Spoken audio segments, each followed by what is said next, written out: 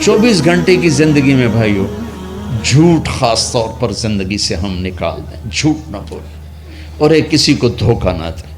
میرے نبی نے فرمایا میرا امتی ہر گناہ کر سکتا، دو نہیں کر سکتا، ایک جھوٹ کبھی نہیں بولے گا، ایک دھوکہ کبھی نہیں دے گا۔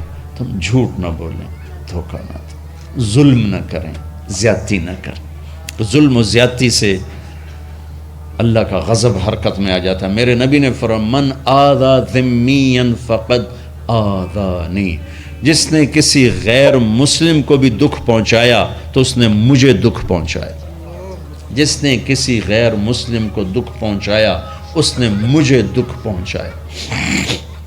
میرے نبی نے تو اپنے ساتھ رہنے غیر مسلموں کے ساتھ اتنی رحمت للعالمین کا ثبوت دیا۔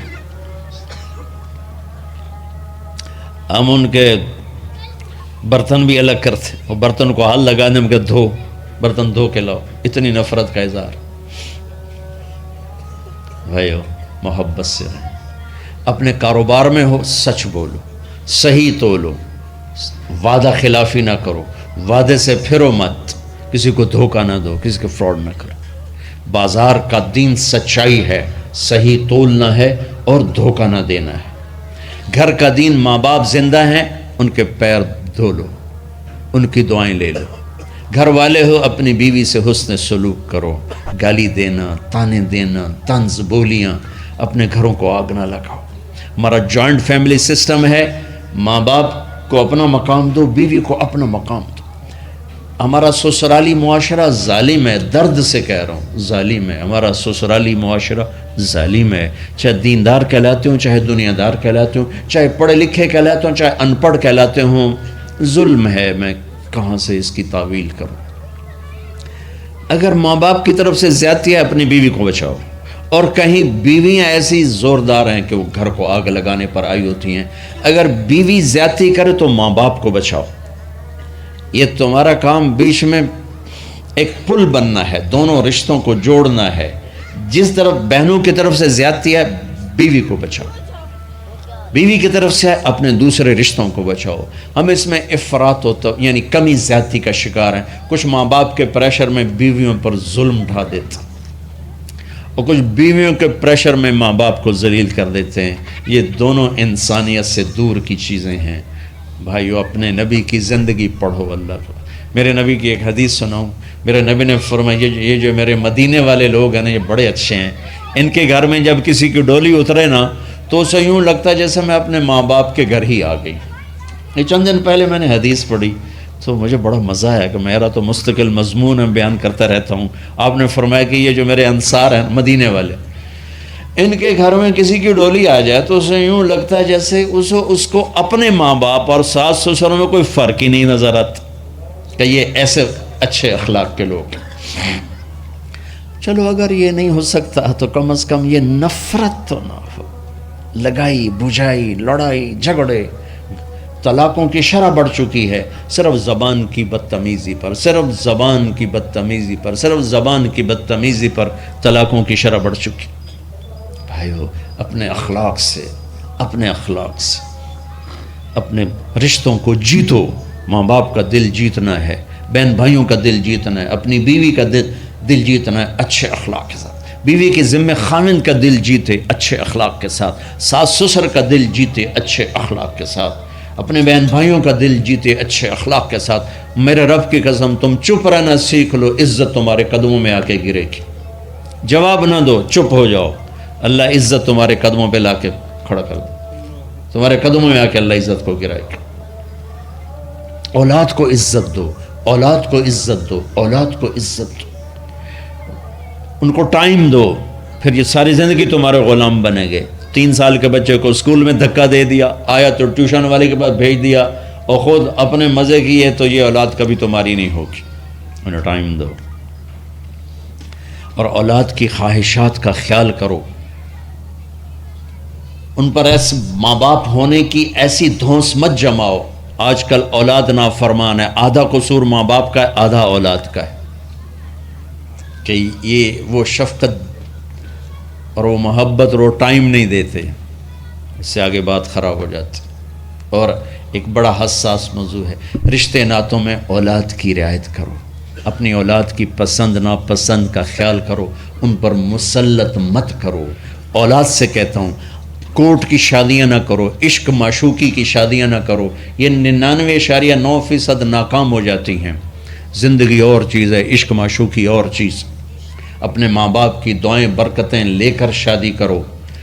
لیکن ماں باپ سے کہتا ہوں اگر کہیں بچی کہہ دے میں نے نہیں کرنی یہاں، تو اللہ کے واسطے اس کی رعایت کرو، اس کو گائے بھینس نہ بناؤ کہ جس قلے نال مرضی جا کے بن چھڈو۔ انسان ہے، جانور نہیں ہے، انسان ہے۔ زندگی جس نے گزارنی اس کی رعایت کرو، اس کی رعایت کرو۔ اولاد سے کہتا ہوں ایسے لو میرج اور گرل فرینڈ بوائے فرینڈ ہمارا کلچر نہیں ہے، یہ ہلاکت اور تباہی کا راستہ۔ میں قربان جاؤں میرے نبی کہ صاحبزادی جنت کی عورتوں کی سردار کا رشتہ آسمان پہ طے ہو چکا ہے کہ علی کے ساتھ کیا جائے گا۔ خبر آ چکی، جبریل آ چکے ہیں کہ یا رسول اللہ فاطمہ علی کے لیے ہے، اور حضرت علی رشتے کا پیغام لے کر آئے ہیں، اور آپ فرما رہے ہیں انشاءاللہ۔ ہاں نہیں کی، کہا انشاءاللہ۔ ہاں تو ہو چکی ہے، انشاءاللہ۔ ہاں کیوں نہیں کی؟ ہاں ہو چکی۔ آپ کو سبق سکھانے کے، ہمیں شریعت سکھانے کے۔ گھر تشریف لے گئے، فاطمہ بیٹی علی کا رشتہ آیا ہے، ہاں کر دو۔ اللہ اکبر۔ جب جبریل آ کے بتا چکے ہیں کہ یہ رشتہ ہو چکا ہے آسمانوں پر، اللہ نے کہہ دیا ہے کہ فاطمہ علی کا کے ہاتھ میں دی جائے گی، پھر یہ کیوں پوچھ رہے ہیں بیٹی علی کا رشتہ آیا ہے، ہاں کر دوں؟ ہمیں سکھانے کی کہ کتنی بچیاں سسک کے زندگی گزار دیتی ہیں، ماں پیو زبردستی کر دیتے، کتنے بچے سسک کے زندگی گزار دیتے ہیں کہ ماں باپ زبردستی کر دیتے۔ بھائیو اللہ کے واسطے شریعت پڑھو، دین پڑھو، نبی کی زندگی پڑھو۔ حضرت فاطمہ رضی اللہ تعالیٰ عنہ کا انکار کرنا تھا، کیا خیر آج کل کی شریف بچی بیچاری چپ کر کے کہتی ٹھیک ہے جی میں ماں پیو دی مرضی۔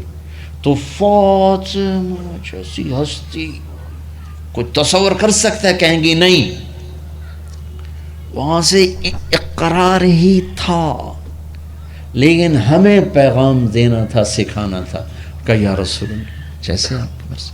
علی جاؤ لوگوں کو بلاؤ، پھر لوگوں کو بلاؤ، پھر آپ نے نکاح پڑھایا، پھر رخصتی ہوئی، بلا کر آپ نے فاطمہ کا ہاتھ پکڑا اور یوں علی کے ہاتھ میں دے کر کہا علی تمہیں نبی کی بیٹی مبارک۔ اور پھر فرمایا فاطمہ مجھے جو سب سے زیادہ محبوب تھا میں نے تیرا ہاتھ اس کے ہاتھ میں دے دیا۔ بھائی اللہ کے واسطے اپنی قومی زندگی سے نکلو، رواجی زندگی سے نکلو، پنجاب کی زندگی، پٹھانوں کی زندگی، بلوچوں کی زندگی، سندھیوں کی زندگی، یہ بت ہیں، ان کو توڑ کے نبوت والی زندگی، نبوت والی زندگی، نبوت والی زندگی وہ اختیار کریں گے۔ ہماری عورتیں بھی سکھی، ہمارے مرد بھی سکھی، ہماری اولاد بھی سکھی۔ تو سارے بھائی نیت کرتے ہیں نا اس کی انشاءاللہ، اللہ تعالیٰ ان کی بخشش فرمائے۔ تو آپ بھائیوں ایک تو جہاں مرکز ہے اسماعیل وہاں جایا کرو، جمعرات کو آپ کو فائدہ ہوگا۔ آپ کے پاس مسجد میں جماعت آ جائے ان کے ساتھ بیٹھا کرو، اس سے آپ کو انشاءاللہ فائدہ ہوگا۔ مہینے میں 3 دن جایا کرو، اس سے آپ کو انشاءاللہ راستہ ملے گا۔ اور دعا سے پہلے اگر کسی سے لڑے ہوئے ہو، مستورات میں کوئی کسی سے لڑی ہوئی ہے یا آپ کسی سے لڑے ہوئے ہو، تو کہ میں ہاتھ جوڑتا ہوں، مر جانے والی جگہ پہ کیا لڑائیاں، معاف کر دو، معاف کر دو، معاف کر دو، اللہ پہ چھوڑ دو۔ اپنے نبی کے ایک حدیث سنا کے دعا کرتے ہیں۔ آپ نے فرمایا مدینے والوں سے، مدینے والوں میرے بعد تمہیں تمہارا حق نہیں ملے گا، کیا کرو گے؟ کہا جی ہم تلوار اٹھائیں گے، حق لیں گے۔ آپ نے فرمایا اگر میں اس سے اچھی چیز بتاؤں کرو گے؟ کہا جی کیا؟ کہا حق کے لیے لڑائی نہ لڑنا، چھوڑ دینا اور حوض کوثر پہ آ جانا، سارے پورے کروا دوں۔ اب یہ وعدہ مدینے والوں کے ساتھ نہیں ہے، یہ وعدہ ہر اس امتی کے ساتھ ہے جو جھگڑے سے بچنے کے لیے حق چھوڑ دے۔ اپنا حق لو، کوشش کرو، لیکن اگر لڑائی کی شکل ہے واپس ہو جاؤ کہ یا رسول اللہ آپ کے حوالے۔ آپ نے مدینے والوں میں ہمیں بھی شامل کیا ہے، جس کا حق مارا جائے اور لڑے نہیں، چھوڑ دے، صبر کر جائے، میرے انتظار کر آنکھیں بند ہونے کا کہ میرا نبی تیرا وکیل ہوگا اور اللہ جج ہوگا، ان ویکھیا فیصلہ کہیں دا ہوندا ہے۔ پھر تم اپنے حبیب کو اپنا وکیل بنا لو۔ اب معاف کر دو، عورتیں بھی معاف کر دیں، آپ بھی معاف کر دیں، گلے لگو، امت بنو، محبت سے رہو، کیا 4 دن کی زندگی میں نفرتوں کی آگ بھڑکانا، محبت کے پھول بکھیر کے چلے جاؤ، کیا ظلمتیں پھیلانا، اپنے حصے کی شمع جلا کے